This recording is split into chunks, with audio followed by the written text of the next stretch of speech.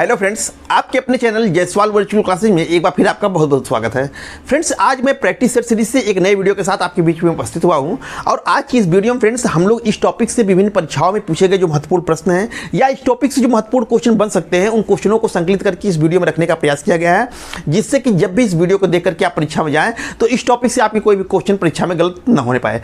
Friends, यदि आप हमारे चैनल पर पहली बार हैं और यदि अभी तक आपने हमारे चैनल को सब्सक्राइब और लाइक नहीं किया है तो कृपया हमारे चैनल जयसवाल वर्चुअल क्लासेज को सब्सक्राइब और लाइक करें। बेल आइकन का बटन दबा करके ऑल का बटन जरूर दबा दीजिएगा, जिससे हमारी आने वाली हर महत्वपूर्ण वीडियो की नोटिफिकेशन आप तक सबसे पहले पहुंचते रहे। और वीडियो अच्छा लगे फ्रेंड्स इसे अपने मित्रों को भी शेयर कीजिएगा। और फ्रेंड्स, यदि आप चाहें तो हमें फेसबुक और टेलीग्राम पर भी जयसवाल वर्चुअल क्लासेज के नाम से फॉलो कर सकते हैं। नीचे डिस्क्रिप्शन में भी उसकी लिंक दी गई है, आप चाहें तो उसको वहां से भी देख सकते हैं। तो फ्रेंड्स, आइए बिना देरी के वीडियो को शुरू करते हैं।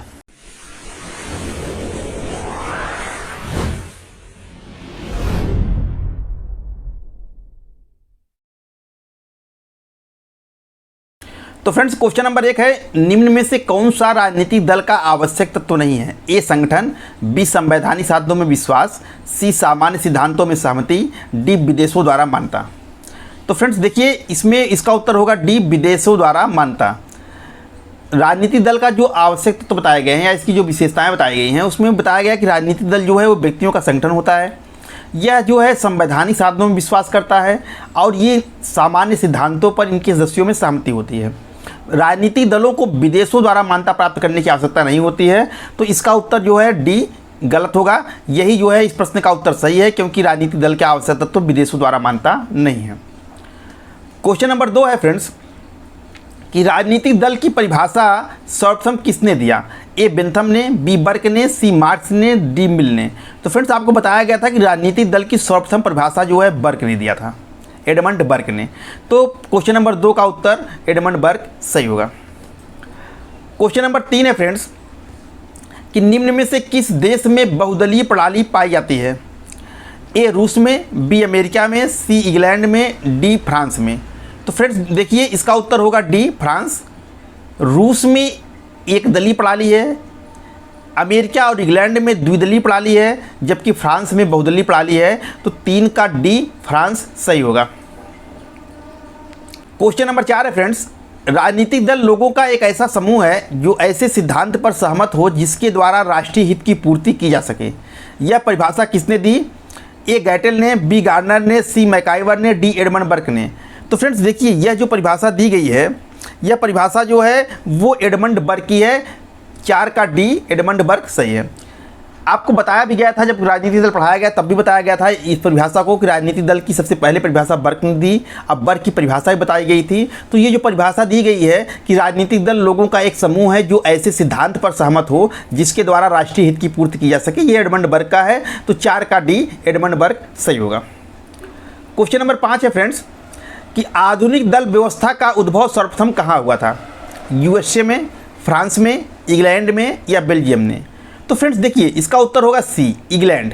दल व्यवस्था का या दलीय प्रणाली का जो सर्वप्रथम उद्भव हुआ था वो हमको इंग्लैंड में देखने को मिलता है। तो 5 का सी इंग्लैंड सही है। क्वेश्चन नंबर 6 है फ्रेंड्स कि निम्नलिखित में कौन दल प्रणाली की विशेषता नहीं है? ए दल सत्ता प्राप्ति के लिए संघर्ष करते हैं, बी दल प्रणाली व्यक्ति की व्यक्तित्वता को नष्ट कर देती है, सी दल कृत्रिम भेद उत्पन्न करते हैं, डी दल सरकार के अंगों में एकरूपता स्थापित करते हैं। देखिए फ्रेंड्स, इसका उत्तर जो 6 का है डी दल सरकार के अंगों में एकरूपता स्थापित करते हैं। यही जो है दलीय प्रणाली की विशेषता नहीं है। देखिए, दल सत्ता प्राप्ति के लिए संघर्ष करते हैं, ये तो सही है। दलों का जो है राजनीतिक दल चाहे जो भी हो उनका जो है सबसे प्रमुख उद्देश्य होता है सत्ता प्राप्त करना।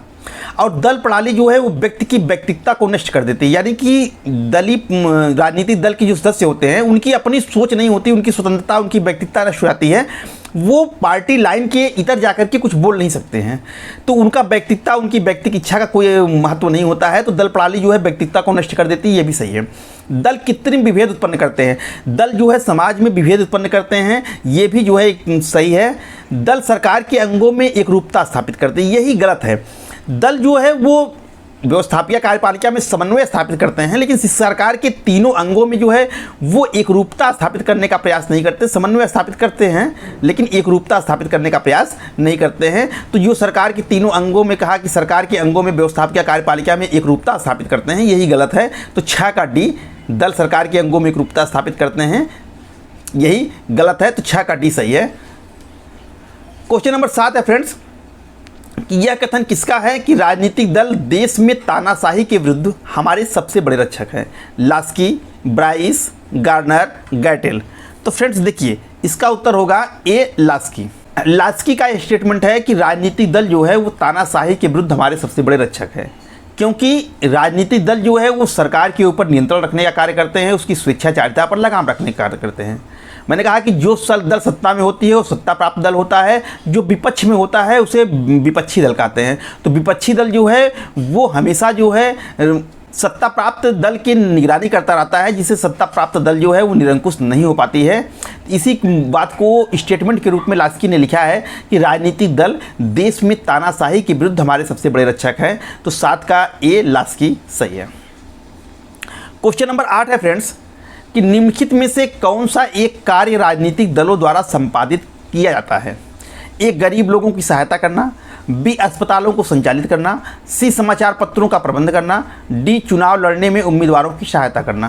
तो फ्रेंड्स देखिए, इसका उत्तर जो सबसे बेस्ट होगा वो डी होगा, चुनाव लड़ने में उम्मीदवारों की सहायता करना।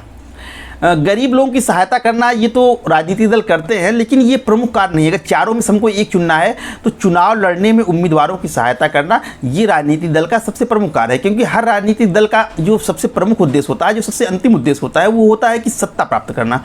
और सत्ता प्राप्त करना तभी किया जा सकता है जब चुनाव में उनके अधिक से अधिक उम्मीदवार जीत के जाएँ। तो ये क्या करते हैं, चुनाव में अपने कैंडिडेट खड़े करते हैं, उनको जीतने में हर प्रकार की सहायता उपलब्ध कराते हैं। तो चुनाव लड़ने में उम्मीदवार की सहायता करना ये राजनीतिक दलों द्वारा कार्य संपादित किया था, ये प्रमुख कार्य है। तो 8 का डी जो है वो सही है। क्वेश्चन नंबर 9 है फ्रेंड्स कि निम्न में से कौन राजनीतिक दलों के गुण नहीं हैं? क्रांति के भय को कम करना, जनता और सरकार के बीच संपर्क का कार्य करना, व्यक्तित्व और स्वतंत्रता का विनाश करना, सरकार की स्वेच्छाचारिता पर नियंत्रण रखना। तो देखिए फ्रेंड्स, इसमें से सी विकल्प देखिए आप, व्यक्तित्व और स्वतंत्रता का विनाश, ये राजनीतिक दलों का गुण नहीं है बल्कि एक दोष है। इसको छोड़ करके जितने जो 3 बताए गए हैं ये राजनीतिक दलों के गुण हैं। राजनीतिक दल जनता में क्रांति के भय को कम करते हैं, जनता और सरकार के बीच ये पुल का कार्य करते हैं, और सरकार की स्वेच्छाचारिता पर ये नियंत्रण रखते हैं। और ये इन तीनों जो है उसके गुण हैं, जबकि व्यक्तित्व और स्वतंत्रता का विनाश ये राजनीतिक दलों का दोष है। तो 9th का जो है सी सही है। क्वेश्चन नंबर 10 है फ्रेंड्स कि राजनीतिक दल अपरिहार्य हैं, कोई भी स्वतंत्र देश उनके बिना नहीं रह सकता। यह कथन किसका है? ए, ब्राइस का, बी, गार्नर का, सी, लास्की का, या डी, मैक्स वेबर का। तो फ्रेंड्स देखिए, इसका उत्तर ये होगा ए, ब्राइस। राजनीतिक दल अपरिहार्य हैं, कोई भी स्वतंत्र देश उनके बिना नहीं रह सकता है, यह स्टेटमेंट जो है ब्राइस का है। ब्राइस ने कहा था कि प्रजातंत्र में राजनीतिक दल जो है वो अपरिहार्य होते हैं, और कोई यह नहीं बता सकता कि उनके बिना जो है किस तरह से प्रजातंत्र का संचालन होगा। तो 10 का ए, ब्राइस सही है। क्वेश्चन नंबर 11 है कि दल कुछ व्यक्तियों के लाभ के लिए अधिकतम व्यक्तियों का पागलपन है। यह कथन है ब्राइस का, बी, अलेक्जेंडर पोप का, सी, गिलक्राइस्ट का, और डी, गार्डनर का। फ्रेंड्स देखिए, ये आपको जब राजनीतिक दल पढ़ाया गया था बताया गया था, ये स्टेटमेंट भी बताया गया था।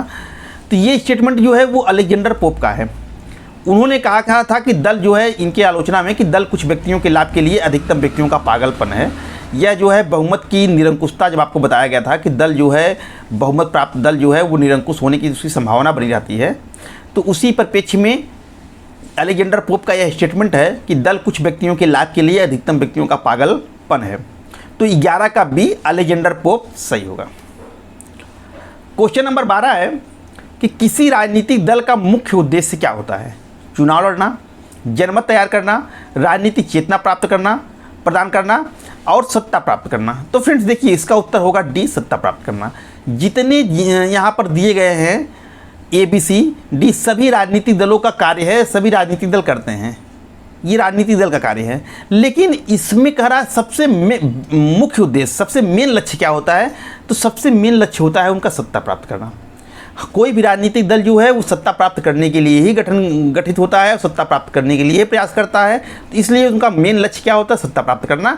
अगर चारों में से एक चुनना है तो डी विकल्प सबसे बेस्ट विकल्प होगा। तो 12 का डी, सत्ता प्राप्त करना, सही है। क्वेश्चन नंबर 13 है कि किसने कहा कि दलीय प्रणाली देश की राजनीतिक जीवन को यंत्रवत बना देती है? ए लिकाक ने, बी गिलक्राइस्ट ने, सी R.M. मैकाइवर ने, डी फाइनर ने। तो फ्रेंड्स देखिए इसका उत्तर होगा बी गिलक्राइस्ट। गिलक्राइस्ट का यह स्टेटमेंट है कि उन्होंने कहा कि दलीय प्रणाली जो होती है वो देश के राजनीतिक जीवन को यंत्रवत बना देती है, यानी मशीनी बना देती है। जिस तरह मशीन जो है एक निश्चित ढर्रे पर चलती रहती है, एक ही प्रकार से कार्य करती रहती है, उसी तरह से राजनीतिक जीवन भी व्यक्ति के जो है किसी देश के राजनीतिक जीवन को जो है दलीय प्रणाली जो है वो यंत्रवत बना देती है, यानी मशीन की तरह घूमती रहती है। चुनाव, फिर चुनाव के बाद सरकार बनाना, फिर सरकार बनाने के बाद 5 साल बाद फिर चुनाव। तो इस तरह से ये राजनीतिक दलों के विषय में यह स्टेटमेंट जो है गिलक्राइस्ट का है। उन्होंने कहा था कि दलीय प्रणाली किसी देश के राजनीतिक जीवन को एक मशीन की तरह बना देती है, यंत्रवत बना देती है। तो 13 का बी गिलक्राइस्ट सही है। क्वेश्चन नंबर 14 है फ्रेंड्स कि नीचे 2 वक्तव्य दिए गए हैं, एक को कथन ए और दूसरे को कारण आर कहा गया है। इन वक्तव्यों के संदर्भ में नीचे उल्लिखित कोटों से सही उत्तर का चयन कीजिए। कथन ए कह रहा है कि भारत में सुदृढ़ दलीय व्यवस्था नहीं है, और कारण इसका बता रहा है कि भारतीय राजनीतिक दल भारतीय समाज की जटिलता को प्रतिबंधित करते हैं। देखिए भारत में सुदृढ़ दलीय व्यवस्था नहीं है। सुदृढ़ दलीय व्यवस्था का मतलब है कि यहाँ 1 या 2 राजनीतिक दल नहीं है, क्योंकि जिस देश में 1 राजनीतिक दल होगा या 2 राजनीतिक दल होंगे वो सुदृढ़ दलीय व्यवस्था है, क्योंकि वहाँ पर स्पष्ट बहुमत सबको मिलता है। तो भारत में बहुदलीय व्यवस्था है, तो यहाँ सुदृढ़ दलीय व्यवस्था नहीं है, ये तो सही है। और ये कारण कह रहा है कि भारतीय राजनीतिक दल भारतीय समाज की जटिलता को प्रतिबंधित करते हैं, तो ये सही है कि भारत में विभिन्न जाति, धर्म, संप्रदाय, क्षेत्र के लोग रहते हैं। तो जितने धर्म, संप्रदाय, क्षेत्र के लोग रहेंगे, जितनी समाज में विविधता रहेगी, उतने ही राजनीतिक दल आपको दिखाई देंगे। तो ये हमारे देश की, हमारे समाज की जटिलता को प्रतिबंधित करते हैं। और इसीलिए क्योंकि भारत में विभिन्नता है, इसीलिए भारत में बहुदलीय व्यवस्था है, और इसीलिए भारत में सुदृढ़ दलीय व्यवस्था नहीं है। तो कथन और कारण दोनों सही हैं, और कारण जो है वो कथन की व्याख्या भी करता है। तो हमारा विकल्प हो जाएगा ए और आर दोनों सही है, और आर ए की सही व्याख्या करता है। तो 14 का ए सही है। क्वेश्चन नंबर 15 है फ्रेंड्स कि लूट प्रणाली जो है किस प्रणाली का अवगुण है? दलीय प्रणाली, प्रतिनिधित्व प्रणाली, नौकरशाही प्रणाली, या उपयुक्त में से कोई नहीं। तो फ्रेंड्स देखिए लूट प्रणाली जो है वो दलीय प्रणाली का अवगुण है। लूट प्रणाली जो है इसका आप जानते हैं कि परंपरागत घर जो है अमेरिका है, और वहाँ क्या होता है जब कोई राजनीतिक दल जीत के आता था तो वो वहाँ के जो राजनीतिक पद होते थे, बड़े बड़े पद होते थे नौकरशाहों का, तो उन पदों पर जो है अपने चहेतों को बैठा देते थे वो। तो इस तरह से जो सरकारी नौकरियां होती थी, नौकरियों को अपने समर्थकों में, अपने पार्टी के लोगों में वो बांट देते थे। तो इसे कहा था लूट प्रणाली। ये लूट प्रणाली जो है वो दलीय प्रणाली का एक अवगुण है। तो लूट प्रणाली जो है किस प्रणाली का अवगुण है? तो ये दलीय प्रणाली का अवगुण है। 15 का ए। लूट प्रणाली का जो परंपरागत घर है वो संयुक्त राज्य अमेरिका है। तो 15 का ए सही है। क्वेश्चन नंबर 16 है कि द्विपार्टी व्यवस्था या द्विदलीय व्यवस्था पाई जाती है, चाहे द्विपार्टी का हो चाहे द्विदलीय का हो, बात एक ही है। ये व्यवस्था कहाँ पाई जाती है? भारत में, फ्रांस में, यूएसएसआर में, या यूएसए में? तो फ्रेंड्स देखिए इसका उत्तर होगा डी, यूएसए। यूएसए माने United state of America. USSR मतलब सोवियत संघ का जो संघ था उसको हम यूएसएसआर कहते हैं। तो वर्तमान में सोवियत संघ तो है नहीं, इसका स्थान रूस ने ले लिया है। तो भारत में जो है वो बहुदलीय प्रणाली है, फ्रांस में बहुदलीय प्रणाली है, यूएसएसआर तो इसमें है नहीं, रूस है, तो रूस में एक दलीय प्रणाली है, और यूएसए और इंग्लैंड यहाँ पर जो है द्विदलीय व्यवस्था है। तो यूएसए दिया है तो आपका उत्तर यूएसए होगा। 16 का डी सही है। क्वेश्चन नंबर 17 है फ्रेंड्स कि जिस शासन की पीठ पर प्रबल बहुमत का हाथ है वह कुछ समय के लिए अधिनायकवाद स्थापित कर लेता है। यह कथन है बार्कर का, बर्क का, आइवर जेनिंग्स का, या डी लावेल का? तो फ्रेंड्स देखिए इसका उत्तर होगा आइवर जेनिंग्स। आइवर जेनिंग्स ने यह स्टेटमेंट दिया है कि जिस शासन की पीठ पर प्रबल बहुमत का हाथ होता है वह कुछ समय के लिए अधिनायकवाद स्थापित कर लेता है। यानी जिसको बहुमत प्राप्त होता है तो वो 5 साल के लिए निरंकुश हो सकता है।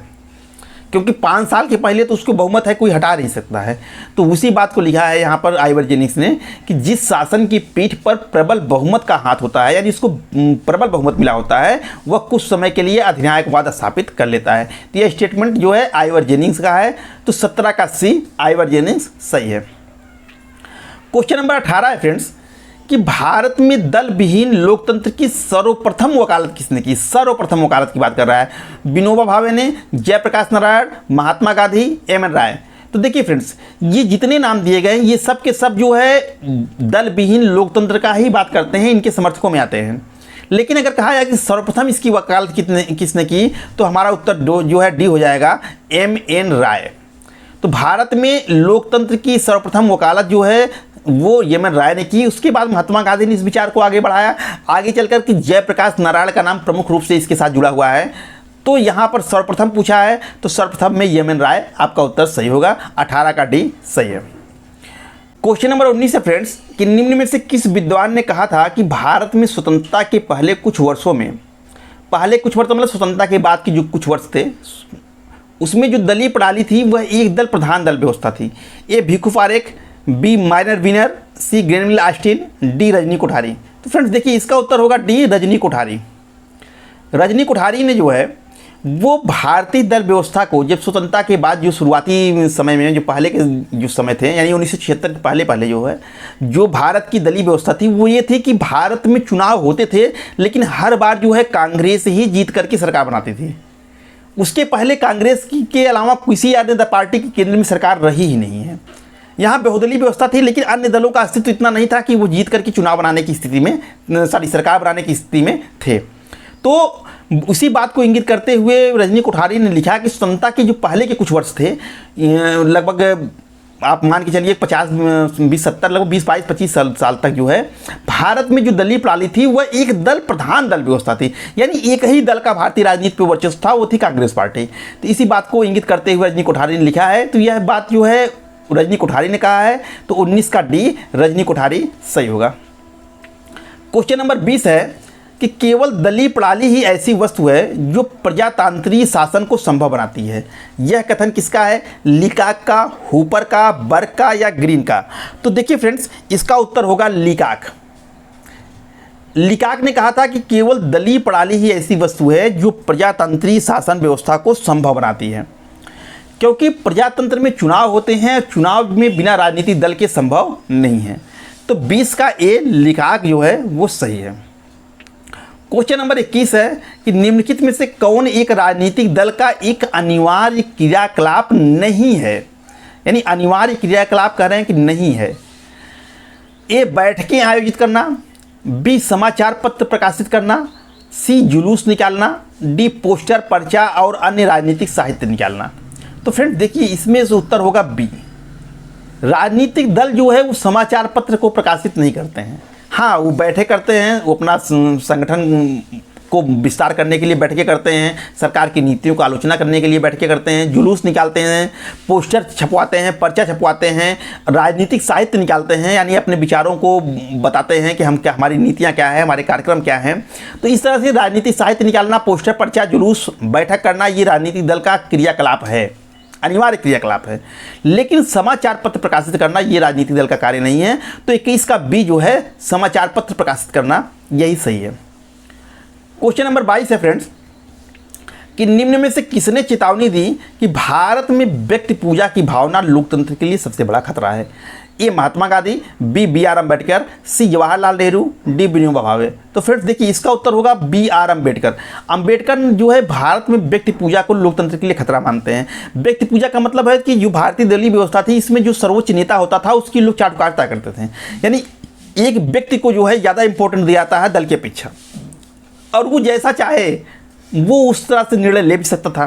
तो इस तरह से जो व्यक्ति पूजा की भावना थी सभी राजनीतिक दलों में, यह इसको जो है लोकतंत्र के लिए जो है अम्बेडकर खतरा मानते थे।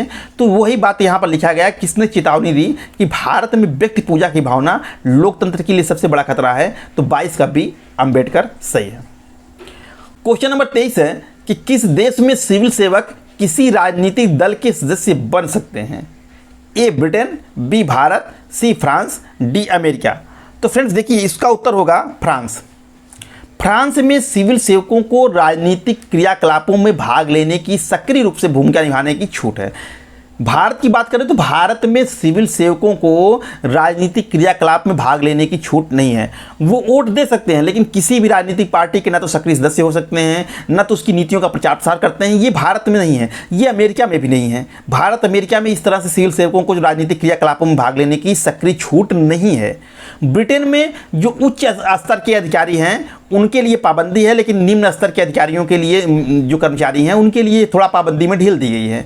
लेकिन फ्रांस में पूरी तरह से छूट है कि जो राजनीतिक दल हैं उसमें जो सिविल सेवक अगर भाग लेना चाहें, उनकी सक्रिय सदस्यता लेना चाहें, उनकी नीतियों का प्रचार प्रसार करना चाहें तो भाग ले सकते हैं। तो फ्रांस में राजनीतिक सिविल सेवकों को जो है राजनीतिक दल के क्रियाकलापों में सक्रिय रूप से भाग लेने की आज़ादी है। तो वही बात यहाँ कह रहा है कि किस देश में सिविल सेवक किसी राजनीतिक दल के सदस्य बन सकते हैं, तो 23 का सी फ्रांस सही है। क्वेश्चन नंबर 24 है फ्रेंड्स कि किसने कहा कि राजनीतिक दल अच्छे या बुरे इस संबंध में सूचना एकत्र करना वैसा ही है जैसा इस संबंध में विचार करना कि हवाएं तथा ज्वार भाटा अच्छे होते हैं कि बुरे। रॉबर्ट मिचेल्स, लावेल, जीन ब्लॉन्डेल और गिलबर्ट। तो फ्रेंड्स देखिए यह उत्तर है, इसका उत्तर है बी लावेल। लावेल का यह स्टेटमेंट दिया गया है, कहते हैं कि राजनीतिक दल अच्छे हैं या बुरे इस संबंध में कुछ कहा नहीं जा सकता, क्योंकि उनकी कुछ अच्छाइयाँ भी है बुराइयाँ भी है। तो कह रहे थे इस संबंध में अगर सूचना इकट्ठा करना वैसे ही जैसे हम यह कहें कि हवाएं और ज्वार भाटा वो हमारे अच्छे के लिए होते हैं तो बुरे के लिए होते हैं। तो ये किसका स्टेटमेंट है? ये लावेल का स्टेटमेंट है। तो क्वेश्चन नंबर 24 का बी लावेल सही है। क्वेश्चन नंबर 25 है कि किसने राजनीतिक दलों को विचारों का दलाल? ए मिचेल्स ने, बी ड्वार्जर ने, सी लावेल ने, डी फाइनर ने। तो देखिए फ्रेंड्स ये लावेल का बड़ा फेमस एक स्टेटमेंट कह सकते हो या एक कोटेशन इनका कह सकते हो, पॉइंट है।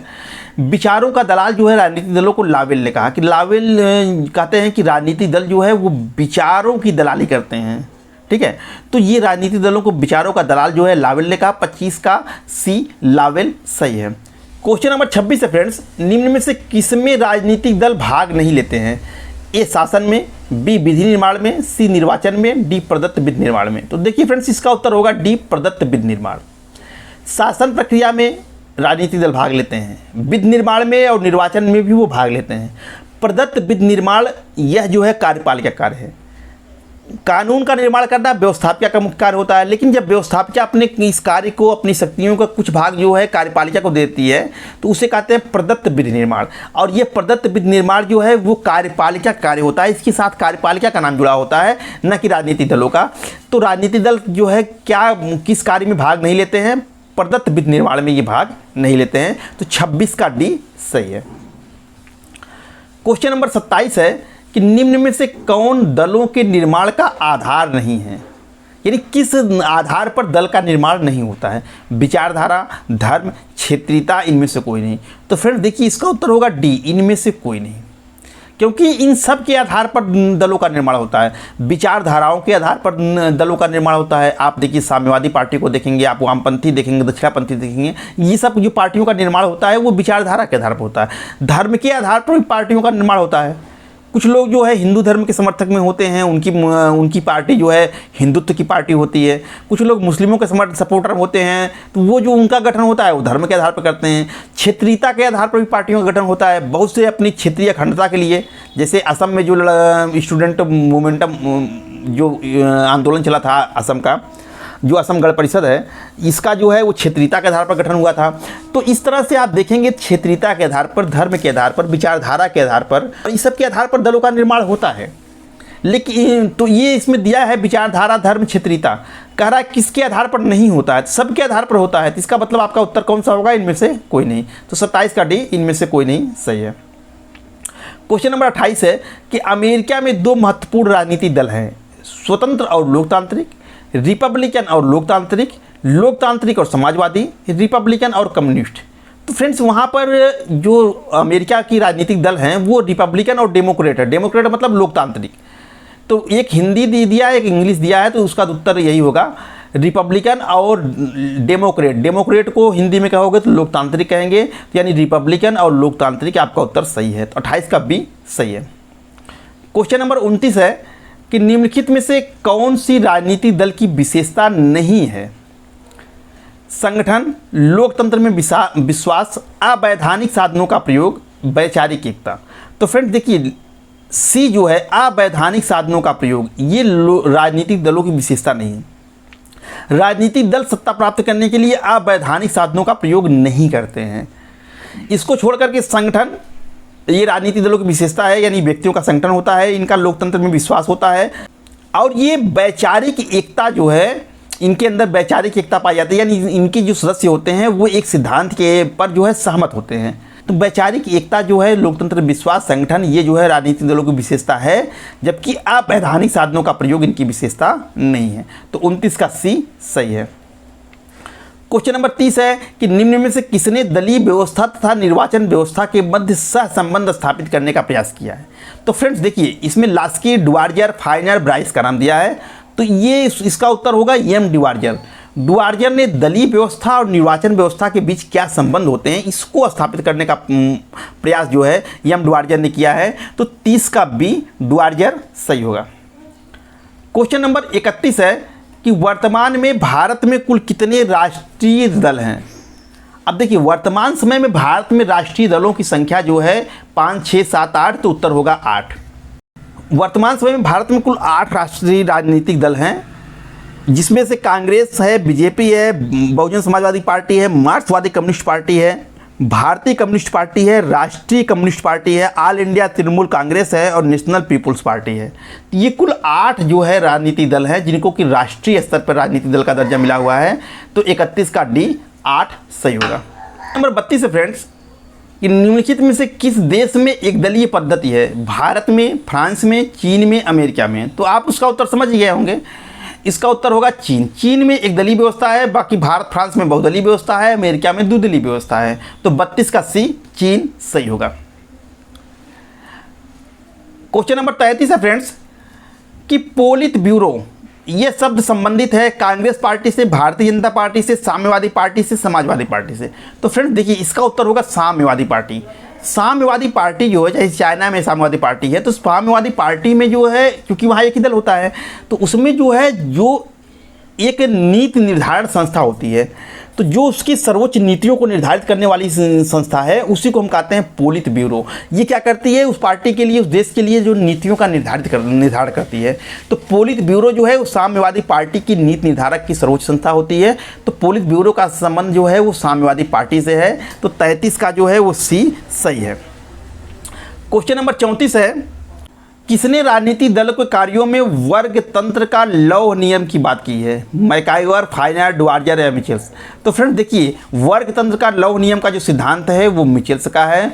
तो इसका उत्तर होगा डी। राजनीतिक दल कार्यों में वर्ग तंत्र के लौह नियम की बात किसने की? मिचेल्स ने की। तो 34 का डी मिचेल्स सही है। नंबर 35 है फ्रेंड्स, निम्नलिखित में से कौन यह विश्वास करता है कि प्रजातांत्रिक तथा सर्वाधिकारवादी दोनों ही व्यवस्था में राजनीतिक दलों का चरित्र जो है वो आवश्यक रूप से अल्पतंत्री होता है? ला पैलोम्बरा, बी रॉबर्ट मिचेल्स, सी सिडनी वर्सा, डी एडमंड बर्क। तो फ्रेंड्स देखिए, इसका उत्तर होगा रॉबर्ट मिचेल्स।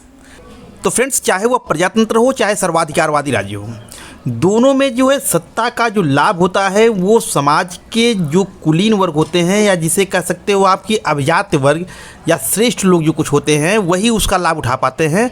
बहुसंख्यक समाज जो है उस शासन प्रक्रिया में भाग नहीं लेता है। इसी को आप कह सकते हो कि अल्पतंत्र का लौह नियम।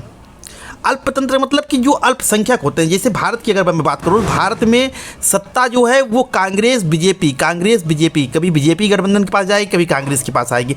इन्हीं लोगों के मध्य सत्ता घूमती रहती है। यानी सत्ता का लाभ जो है कौन लोग उठा रहे हैं? ये कुछ लोग हैं जो सत्ता का ही लाभ उठा रहे हैं। ये अल्पसंख्यक है, संख्या इनकी थोड़ी होती है, इन्हीं के बीच सत्ता अदल बदल की जाती रहती है। अब बहुसंख्यक समाज जो है सत्ता से वंचित रहता है। तो इसी को कहते हैं अल्पसंख्यक का लौह नियम। इसी बात को मिचेल्स ने कहा है कि चाहे वो प्रजातंत्र व्यवस्था हो या सर्वाधिकारी व्यवस्था हो, दोनों में राजनीतिक दलों का जो चरित्र होता है वो आवश्यक रूप से अल्पतंत्री होता है। तो यह जो है बात किससे संबंधित है? रॉबर्ट मिचेल संबंधित है। तो 35 का बी रॉबर्ट मिचेल्स सही है। तो फ्रेंड्स, इसी के साथ यह वीडियो यहीं पर समाप्त होता है। मुझे उम्मीद है कि यह वीडियो आपको अच्छी लगी होगी। फ्रेंड्स, यदि आप चाहते हैं कि इसी तरह से प्रैक्टिस सेट सीरीज की वीडियो आते रहे और आपकी तैयारी को बेहतर से बेहतर बनाते रहें, तो कमेंट करके जरूर बताइएगा वीडियो आपको कैसी लगी। वीडियो को लाइक कीजिएगा, शेयर कीजिएगा, अपने मित्रों को अधिक से अधिक इस चैनल के बारे में बताइएगा। तो मिलते हैं आपसे एक नए प्रैक्टिस सेट सीरीज के वीडियो में। तब तक के लिए आपका दिन शुभ हो। धन्यवाद।